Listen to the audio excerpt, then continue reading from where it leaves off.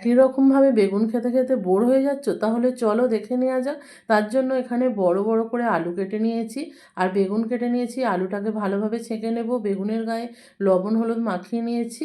আলুগুলো ছেঁকে তুলে নিয়েছি। এবার বেগুনগুলোকেও ছেঁকে তুলে নেব। এখানে তেলের মধ্যে দিয়ে দেব শুকনো লঙ্কা, 5 পিস এলাচকে ফাটিয়ে দিয়ে দেব, 2টো টমেটোকে কেটে দিয়ে দিলাম।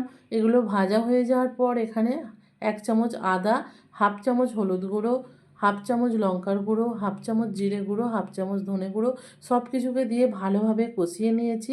এখানে 4 পিস কাঁচা লঙ্কা দিয়ে দেব আর সামান্য একটু চিনি দিয়ে দেব। দিয়ে ভালোভাবে কষিয়ে নিয়ে আলুগুলো দিয়ে দেব। দিয়ে সামান্য একটু জল দিয়ে সিদ্ধ করে নেব, স্বাদ মতন লবণ দিয়ে। এবার এখানে দিয়ে দেব ভেজে রাখা বেগুন। বেগুন দিয়ে একটু ফুটিয়ে নিয়ে এখানে দিয়ে দেব 1 মুঠো ধনেপাতা কুচি, হাফ চামচ গরম মশলার গুঁড়ো, 1 চামচ ঘি। রেডি হয়ে গেল বেগুনের ইউনিক রেসিপি।